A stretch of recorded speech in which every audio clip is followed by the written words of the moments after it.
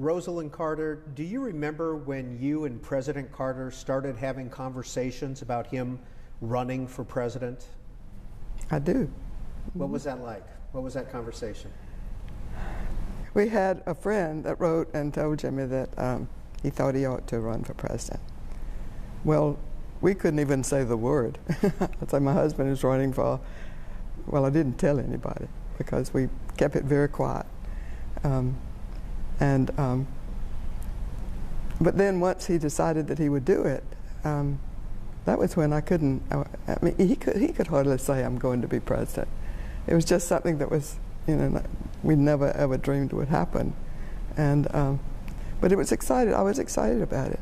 I had campaigned the whole last year before the governor's race for him, and it was hard. And Amy was a baby, and I didn't like to leave her all the time. But I enjoyed it. I mean, I learned so much about our state. We have 159 counties. I knew the capital of every county. I knew, I mean, and issues. In fact, that's how I got involved in mental health issues, campaigning for Jimmy. They had our big mental health facility, hospital. There'd been a big expose, and the Mental Health Systems Act had been passed in this was, 63, and this was 1966 when Jimmy first ran for governor.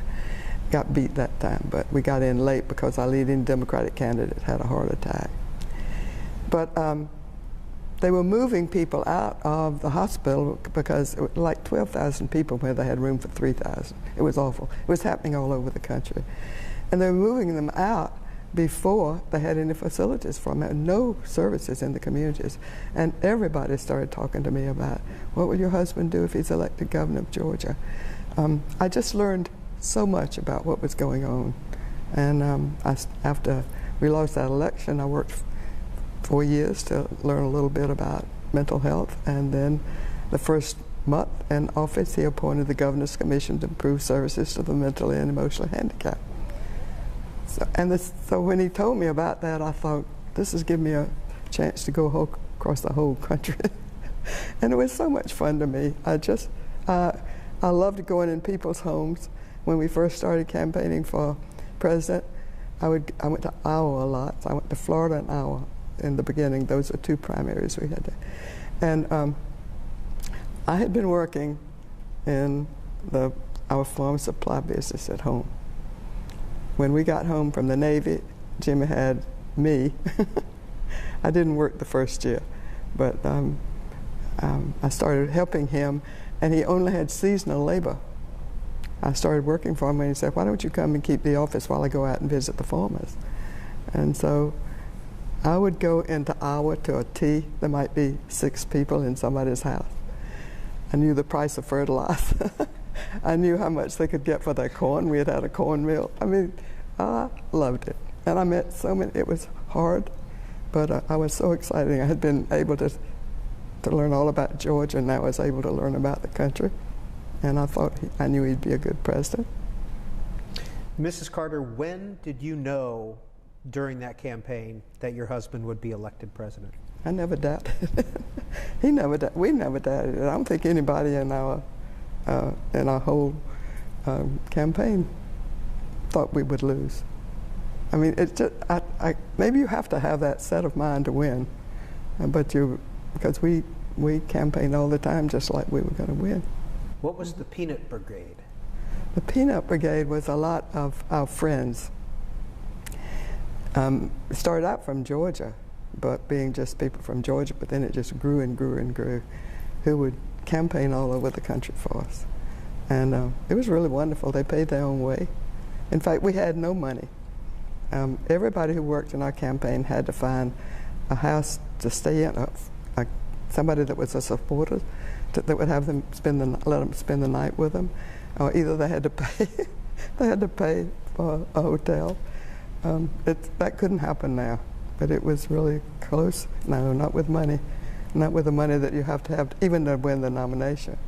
Mm-hmm. Rosalynn Carter, January 20th, 1977. What do you remember about that day? It was Inauguration Day. And we walked down Pennsylvania Avenue in the cold, cold weather. It was exciting. Whose idea was it to walk? It was Jimmy's idea. He didn't tell me till the night before. Why and not? He didn't tell anybody else except the Secret Service agents, because we didn't, well, the Secret Service agents didn't want him to for security.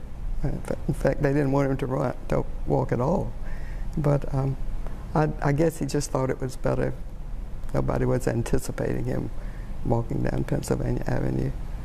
I think he thought that everything would be different if people knew it, and maybe maybe we shouldn't do it if everybody knew it. You know. Anyway, it was really wonderful. So January 20th, 1977, you're the First Lady of the United States. How do you prepare to become First Lady?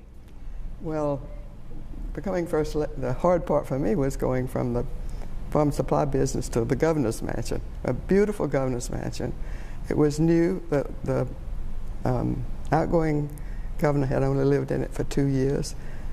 Columns on all four sides, federal period, authentic federal period furniture all the way through. And I went to see the outgoing governor's wife after we won, and I asked her who did the cooking, and she said, I do.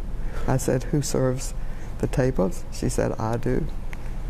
Everything I asked her, she did it. And I said, I'd like to see your office. Where's your office?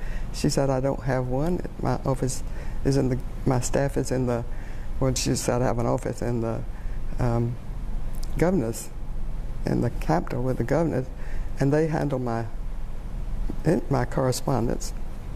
I said, do you make speeches? And she said, no, I let the governor's mother do that. I went home and said, what have we done?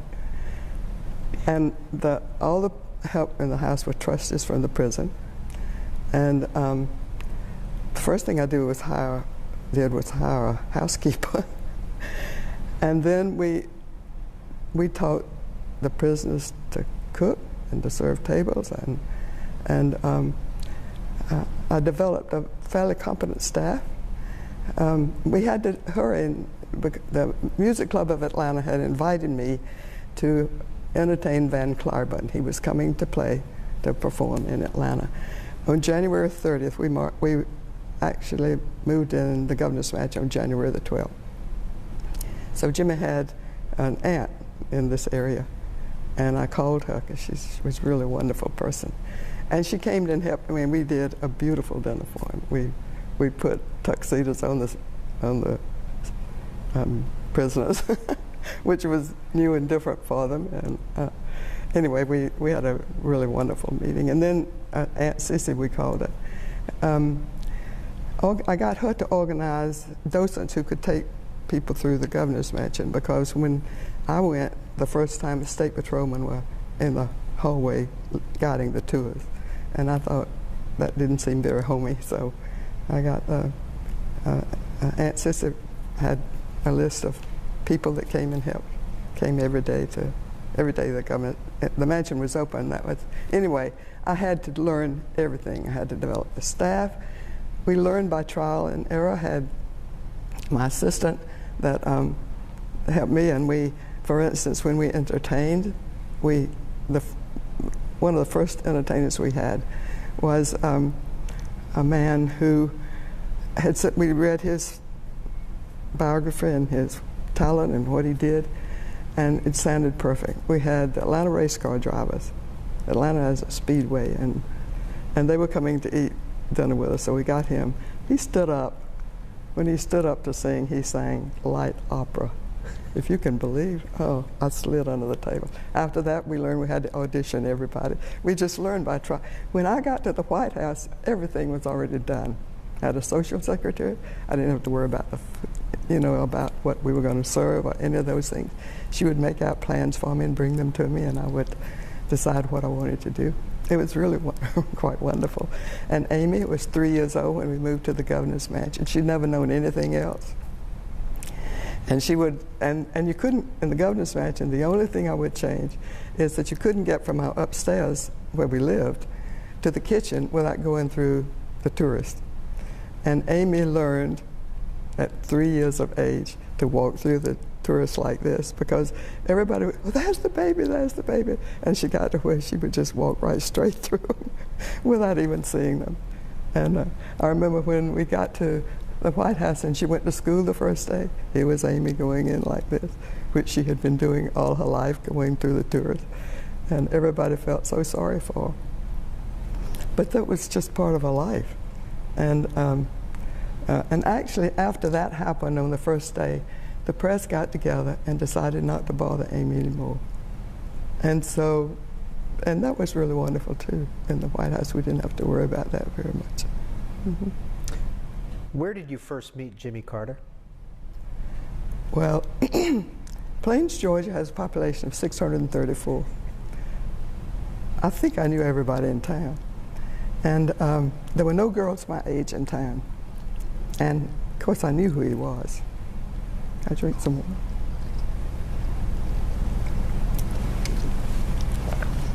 I knew him, but he was 3 years older than I am. But his little sister, who was 3 years younger than I am, would stay in town for, if we had a basketball game or some event at the school, she would stay with her grandmother who lived in town. And we became really close friends. She was my best friend growing up. This is Ruth. This is Ruth. Mm-hmm. And, but he graduated from high school at 16. We only went 11 grades back then. And I was 13. Well, there's no way I ever thought I would go with Jimmy Carter. And I didn't go with him until he came home before he was the first classman. He came home from the Naval Academy. And I went out with him the night before he was going to leave. But Ruth and I plotted to get me out there with him because I wanted to. I had fallen in love with his photograph on the wall in her room at home. And so she would call me and say, he's here, and he had a month's leave, and I would go out there and he'd be gone. And one day we had a pawn house. Jimmy's parents had a pawn house, not close to that, I mean, fairly close to their house. And everybody in town used it for events, church events and school events and things like that. So one day she called and said that somebody had used the pawn house the night before and that they were going out there and clean up, she and Jimmy, and wanted me to come. So I spent the day with him. And that night I was at a church meeting, standing at the door, at the door. It was a youth meeting one night during the week. And Ruth with her boyfriend and Jimmy drove up, and he got out of the car and asked me to go to the movie with him. So I went to the movie with him, and then I went to the railroad station to see him off the next night, and then we started writing letters to each other, and at Christmas time he asked me to marry him, and I turned him down. Yeah. I was young, and I had promised my father on his deathbed that I would go to college. And I had not finished college. I went to Annapolis the weekend of the ring dance. I don't remember what they call the weekend, but he asked me again, and I accepted. I was still young. And it was July 7th, 1946. That's all right. Mm-hmm. You said your father died when you were quite young. 13. Mm-hmm. I was the oldest of 4 children. Had 2 brothers, and then my little sister who was 4 years old. And my father developed leukemia. I didn't know he was sick, and I'd been wanting to go to a church camp in the summer, and they told me we didn't have enough money for it. And then one day I came home from school, and my dad asked me if I would still like to go to the camp. I said, great. What I didn't know was that he was going to the hospital to see what was wrong. And he died that was in maybe May, and he died in November. Mm-hmm. How did that affect your role as the oldest child? Well, everything changed for us. I was the oldest one. My mother had never written a check. She went to college for 2 years and had a teacher's certificate, but she had never taught. And back then in Plains, you ordered your groceries, and had Plains Mercantile Company, bought your clothes and things, and they would order the groceries. They would send the groceries to the house. My daddy paid for it all. And when he was on his deathbed, he called us all in and children, and told my mother that she wanted him to sell the farm if she had to, because she wanted us to all go to school. And I think so I don't know, I'm sure she sold the farm, but the next year her mother died. She was an only child. And Mama died, we had no idea she was sick, and my grandfather lived on a farm outside of town. Went out to milk the cows, and when he came back in, she was leaning over, she was tying a shoe, dead in the chair. And somebody called my mother 11 months after my daddy died. And we'd been depending on them so much, and said, "Your mother died this morning." I mean, it just, can't imagine anybody doing that to her. I was getting ready to go to school, and I heard her screaming in the hall where the telephone was. And it was tough. My mother went to school, she worked in a grocery store, and then she worked in the school lunchroom. And then when I was still in high school, she got a job in the post office and worked there the rest of it until she had to retire. And she had to retire at age 70. It was the law. And I was campaigning. This was 1975. Christmas, because her birthday's Christmas Eve.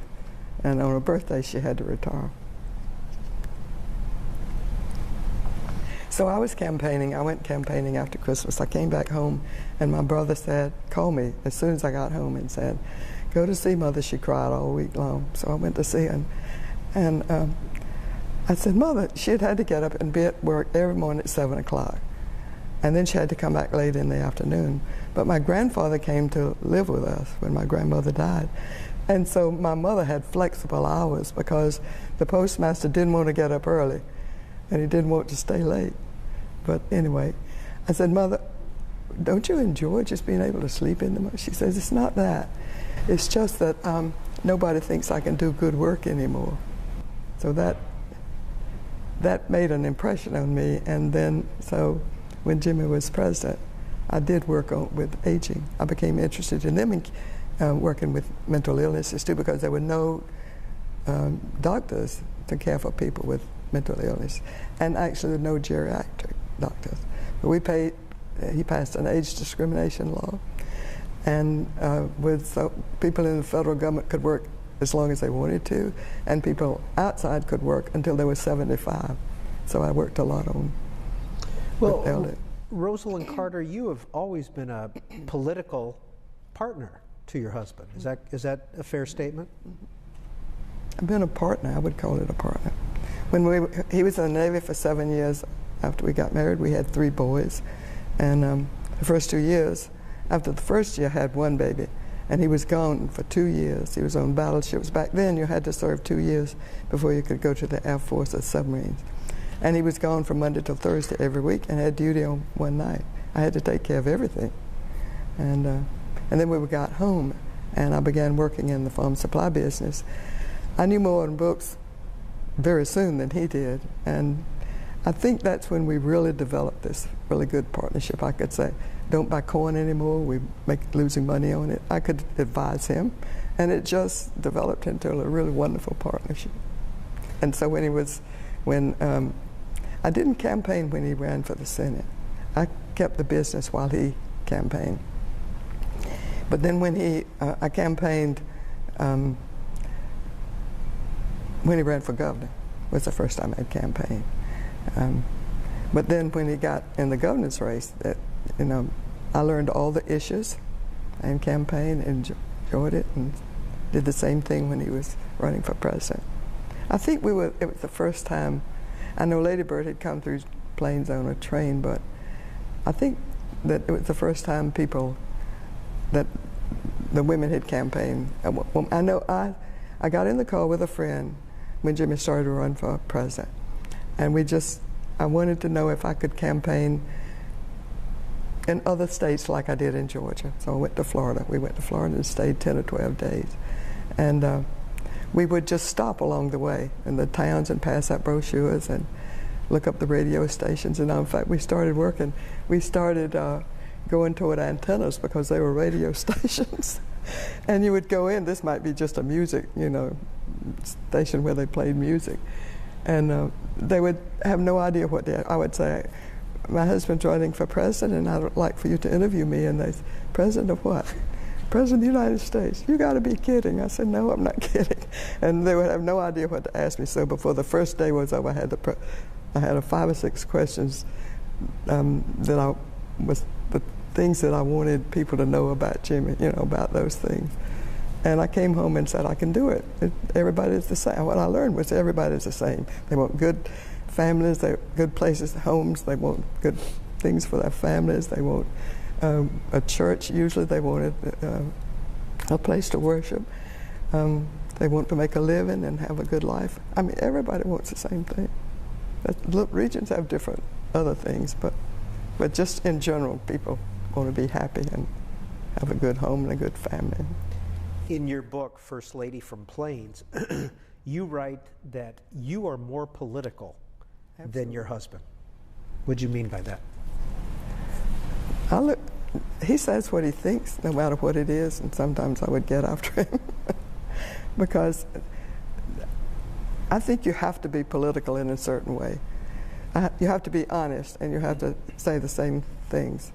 But still, you have to cater to people, sometimes I think, and know what they want and need to be able to influence them to vote for you. And it's not being dishonest, it's just finding out what they want and letting them know how you're going to help them with those problems, or things that they want, or the things they want in the government. Just being political. But Jimmy thinks if something needs to be done, it needs to be done now. And when he was in office, and well, when he was president, I don't think he ever did anything that was not controversial. That bothered me sometimes. I didn't like the controversy all the time. Rosalynn Carter, in the White House, you held press conferences, traveled solo, acted as the president's emissary. How did you develop the issues that you wanted to talk about or became expert in? Well, I worked on mental health. I had the President's Commission on Mental Health, toured the country. I worked on problems of the elderly, and a lot of that came from seeing what happened, what happened to my mother, because that was in the campaign. And but also in campaigning, they took me where there were a lot of Democrats, and so I went to a lot of nursing homes and facilities for older people, and saw what great needs there were in that area. So that influenced my work. I had worked on immunization in Georgia, had a good immunization program. Dale Bumpus, who was later a senator, well, he was senator when Jimmy was elected, but he was governor at the same time Jimmy was. And at governor's conferences, the wives would get together.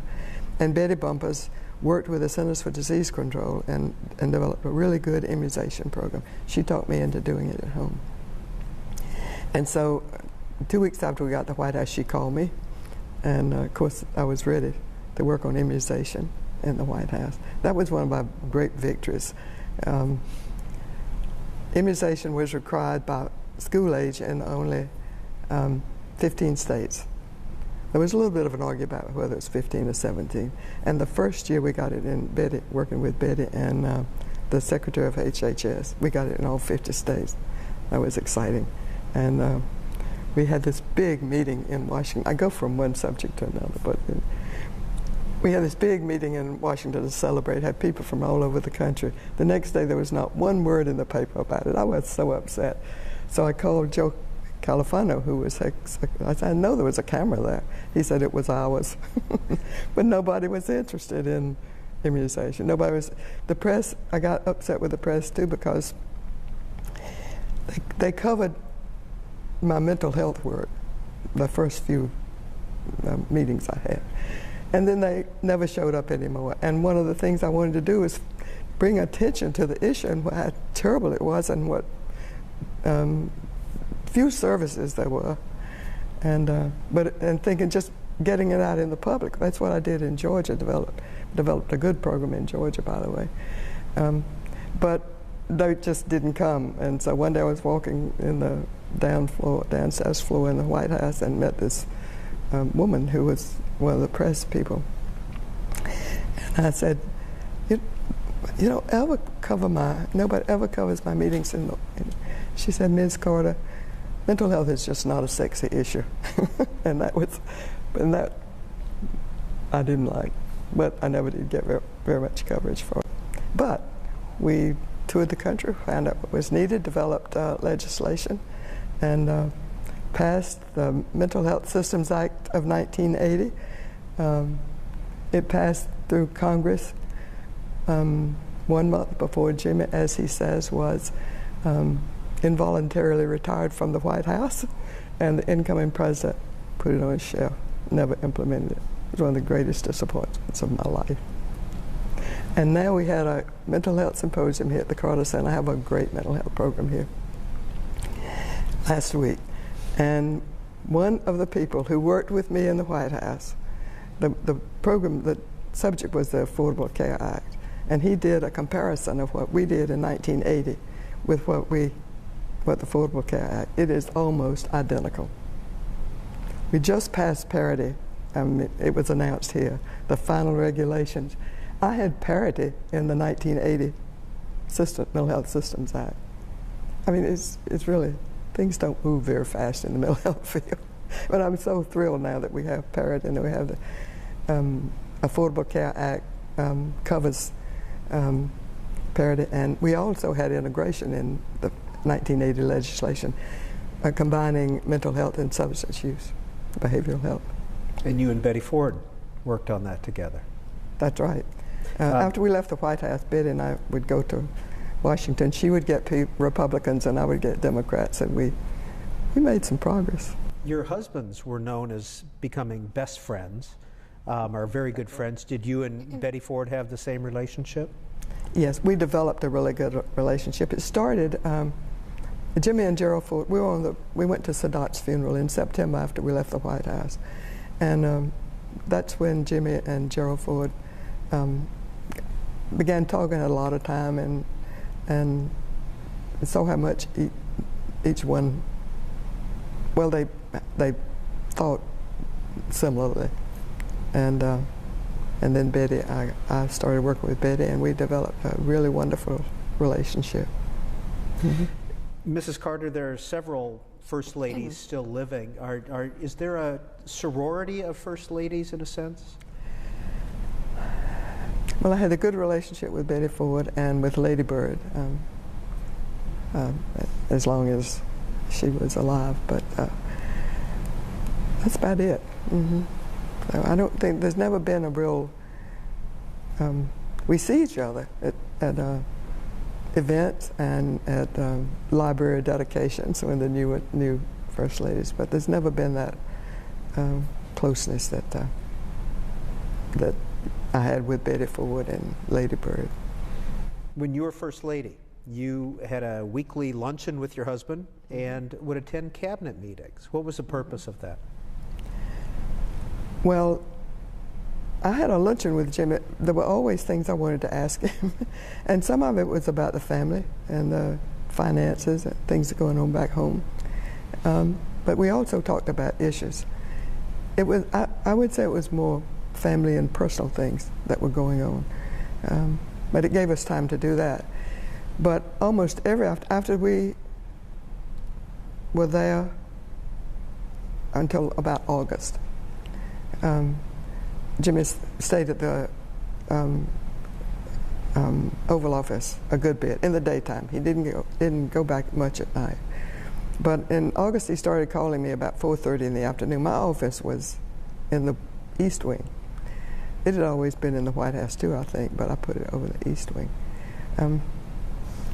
But he started calling me and said, let's go jog or let's do something. And also, I wanted to be home when Amy got home from school. So I stopped scheduling anything in that part of the afternoon. But we would jog, exercise,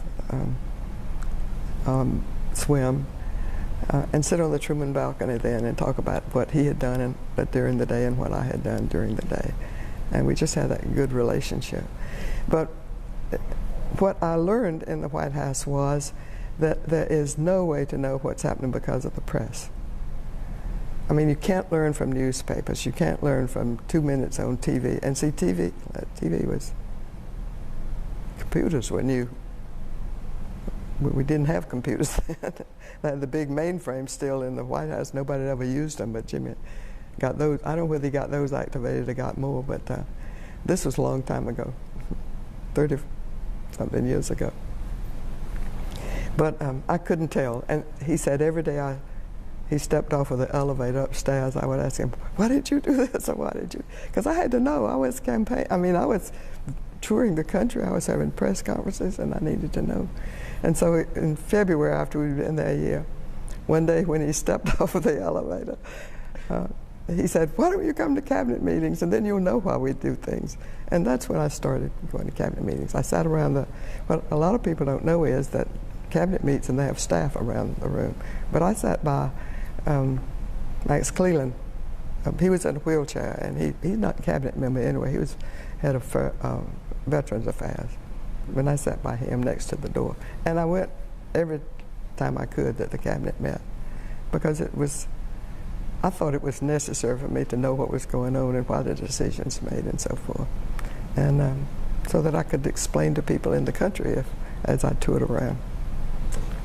Rosalynn Carter, did you receive criticism for attending those meetings and for being the president's emissary?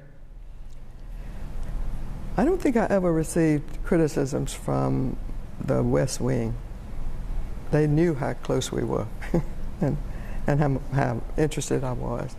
But there was all kind of criticism. But you know, I learned while Jimmy was Senate, State Senate, that's the hardest, because you know everybody that criticizes you.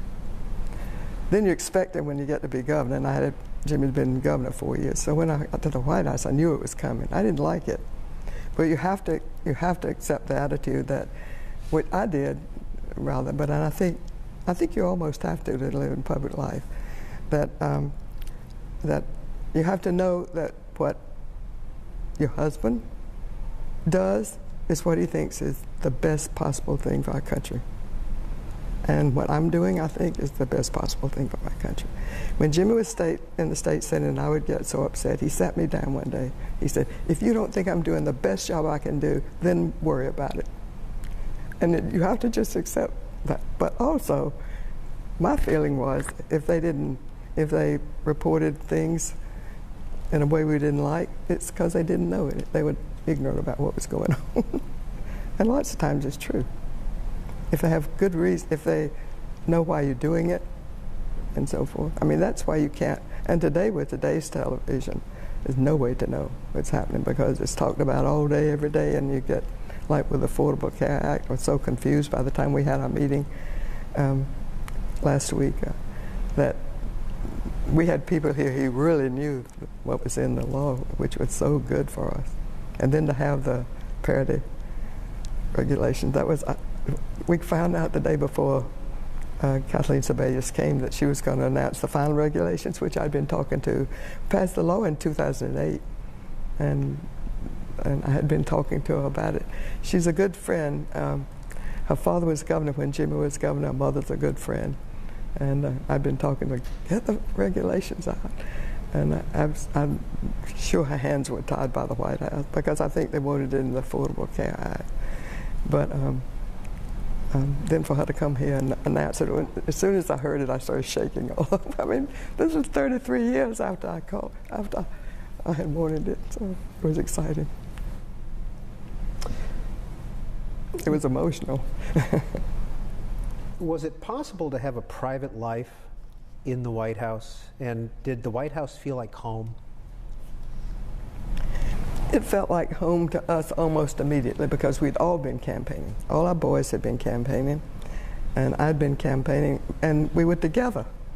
I mean, not all of it. We had two of our sons and Amy there. And we had meals together. We had to make a a rule that if you were not going to be there for a meal, you had to check off a little thing so that we could know who would be there. But Amy Hem, I was there almost every day. Sometimes I was not, but most of the time I was there when she came home from school. And I helped her with the lessons and took her to Suzuki's violin classes. And then, as I said earlier, Jimmy and I would jog and swim. If it was raining, we'd go to the bowling alley, and Amy liked that. And so we had a fairly good family life. It was, I think it was so precious to us because we'd been gone traveling for 2 years. Does the White House affect a marriage? I think it could. I don't think it didn't affect ours, because we'd just been partners working together for so long. And I could see if the First Lady was not particularly interested in the different issues, I think it would be very difficult. But Jimmy could talk to me about all of them. And I think it happens that way more and more with First Ladies, because some of the early First Ladies were very active, but then there were others who were not. When you look back at previous First Ladies before you served, who did you admire? Who did you emulate? Who did you learn from? Well, the closest person I had, the closest and the only First Lady that I had knowledge of was Lady Bird. When Jimmy was governor, she came to Georgia and helped me with a highway beautification program. And I just knew her, and she,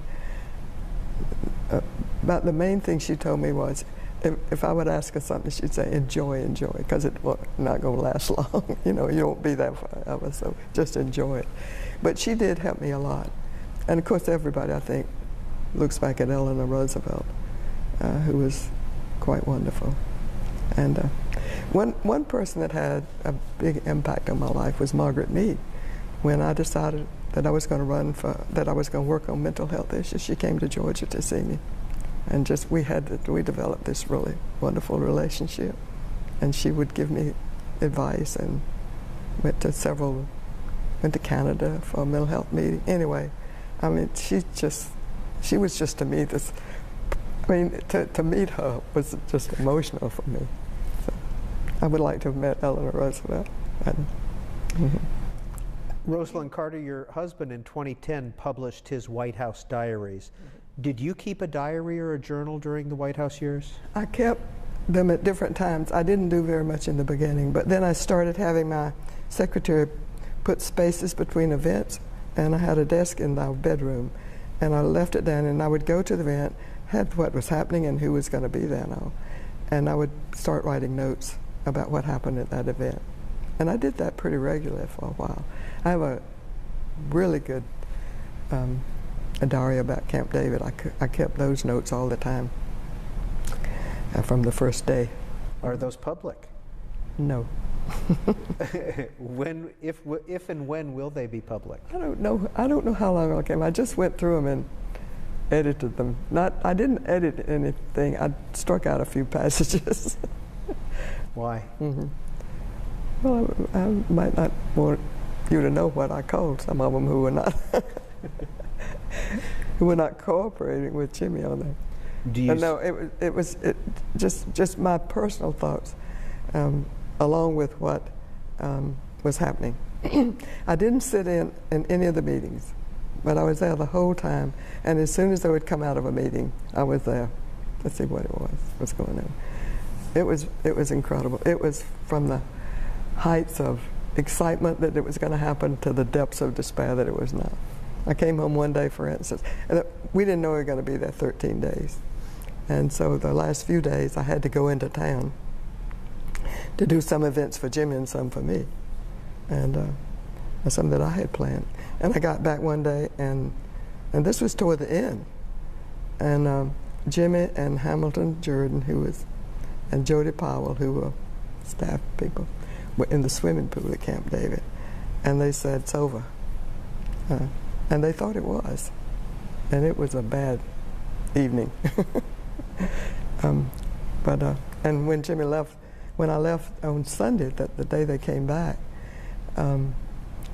Jimmy said it's either today or not. We're just going to have to end it if it's not. And we had we opened the White House. I mean, we had PBS did our events for a while, and I can't remember who was that day I had to come in. I had to come in and introduce the artist, and got a call about halfway through it or something.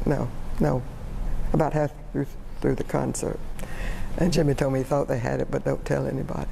Not even Mrs. Beggin, she was with me. But he didn't know for sure. But that was interesting. And anyway, when they came in that night, that was, helicopter landed, it was dark, dusk or dark, I'm sure it was dark. And they came in, and Mrs. Beggin and I was standing by the door of the Blue Room. When they came in, Prime Minister Beggin went straight to her, who was like, "Mama, we're going to go down in history for this." It was really thrilling. Do you think maybe we'll see a Rosalynn Carter Camp David Accords diary book sometime? We might. There's actually, I guess it's all right for me to tell this, there's actually a play now that's going to be in Washington, opening a theater in Washington on Camp David. Early next year, I think. Will you be there for it? I'll be there for it. Mm-hmm. Another issue during your husband's presidency that I wanted to ask you about, Mrs. Carter, the Iranian hostage crisis. Mm-hmm. Did you keep notes? What were your feelings throughout that whole crisis, and how did that affect you as a person? It was awful. I look back now, I have memories of just waiting for the press conference in Iran to say what happened that day, because we had no idea what was going on. And the only way we knew what was going on was when they would come out and announce it. And it was just, thinking about and thinking. We met with the families all along, and thinking about the people whose family members were there, and what it was doing to Jimmy's presidency, and it was awful. It was awful. But and I would go out. I would go out and campaign. And I had found out earlier that I could. When a president goes out, he's so surrounded that people.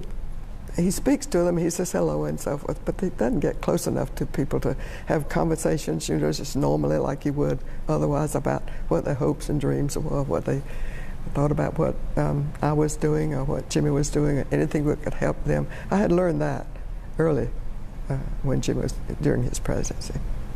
But I would go out and everybody would say, "Tell the president to do something, and tell him he's got to do something." I would come home and I would say, "Why don't you do something?"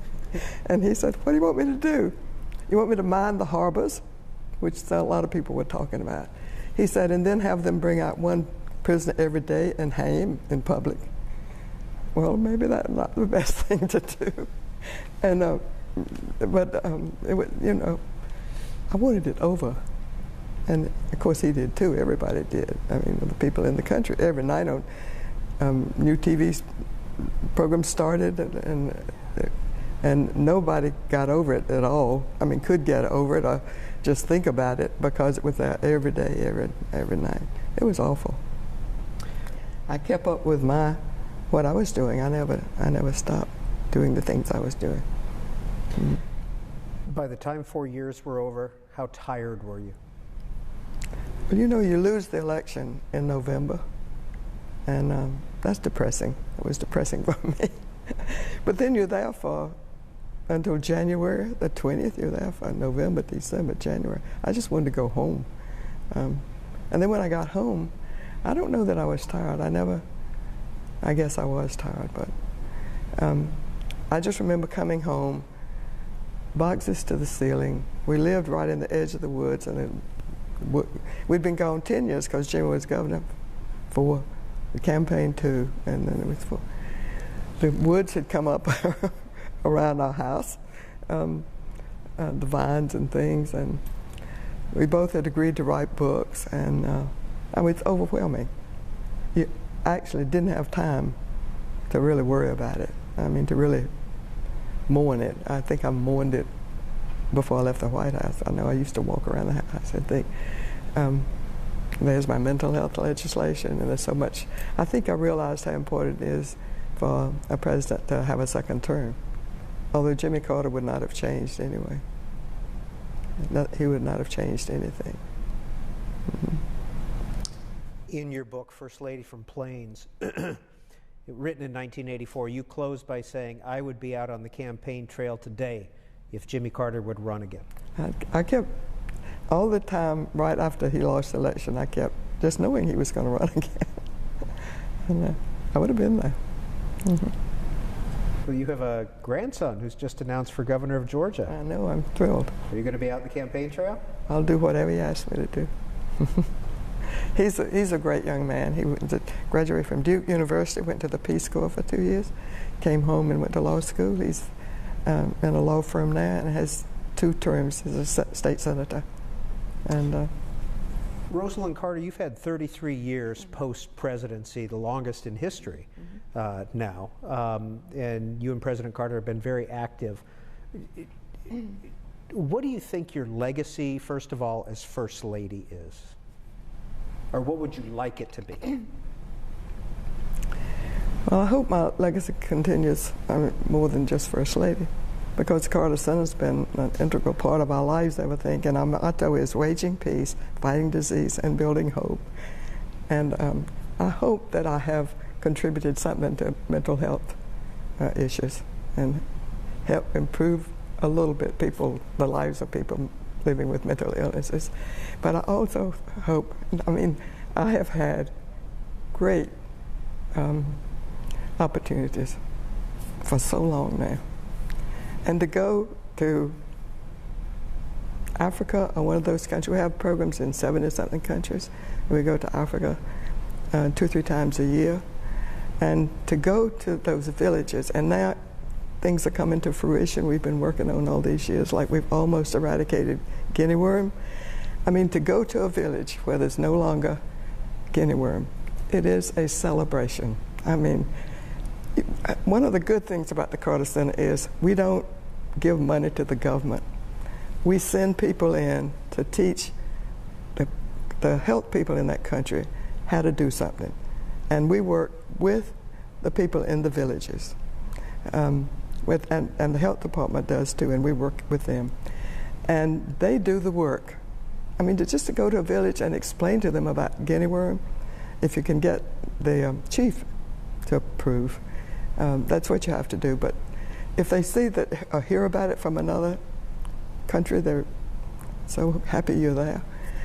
But just to see, to go back when it's gone from a village or almost gone, and the hope it gives to them, that most of the time it's the first thing they have ever seen that was successful.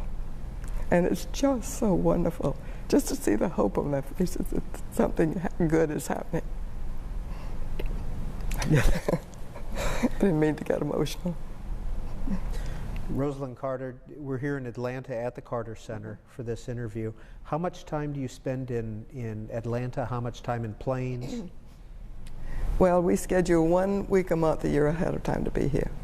Most of the time we have to come back more than that, like my mental health conference. I was here 3 days last week, and yet this is my week here. This week is my week here. And we have to come back more than that. But we schedule that so we can plan our travels around it. And we travel almost too much. This year, I'll be interested to see how much we've been gone this year, but it's maybe not half. But most of the time, I guess most of the times it's not half the time most of the times, but it's getting pretty close. The only thing, I mean, like to go to Africa, something so wonderful happens if you go there and from the Carter Center, because everybody there knows. Let me tell you one funny story. we put Global 2000 on our works in Africa because we found out that if the heads of state get credit for what they do, I mean, if somebody gets rid of guinea worm for their village, or has that wheat crop has grown by what they produce has grown 3 times as much as they used to. They get so excited. The head of state does. My agriculture program. So anyway, but the word gets around at this Carter. And one time we were in this village. There was a farmer who had been named the Farmer of the Year, and we went to this village, and this might have been another. Anyway, we're in a village, and they would pull these plush chairs. They worn, but really wonderful, and put some blue tarpaulin over. We seen the whole village came, and there was a little girl that about halfway through what Jimmy was saying, she held up this sign and said, "Go away, guinea worm, Jimmy Carter's coming." It was so, I mean, so the word gets around and people know it. And so when we get to that village to other countries maybe, the word is already around. And it's, the Carter Centers, it just works some magic sometimes. I think it gives hope to people who have never had any hope of their lives ever being better. It's exciting. And finally, Rosalynn Carter, what's your advice to future first ladies or first husbands? Mm-hmm. Well, in the first place, I would say enjoy it, which is what Lady Bird told me. But I think I have learned that you can do anything you want to. They used to ask me if I thought the First Lady ought to be paid. If you get paid, then I have to do what the First Lady is supposed to do. But you can do anything you want to, and it's such a great soapbox. I mean, it's just such a great opportunity. So I would advise any First Lady to do what she wanted to do. If she doesn't want, and another thing I learned is you're going to be criticized no matter what you do. I could have stayed there. White House, poured tea, had receptions, and I would have been criticized as much as I was criticized outside for what I did. But and I got a lot of criticism. But you learn to live with it, as I said earlier. I mean, you just live with it. You expect it, and you live with it, and never let it influence me. But I would just tell her also just to enjoy it and do what she wanted to do, and in the process, I know she'll, another First Lady will have things that she wants to do, because women have changed in this time. You know, what women do now has changed from what they did when I grew up. I could be a secretary, a school teacher, a librarian, a few things, but now women, most women are more active. So I just do what you want to do and don't worry about the criticisms. Mm-hmm. Thank you.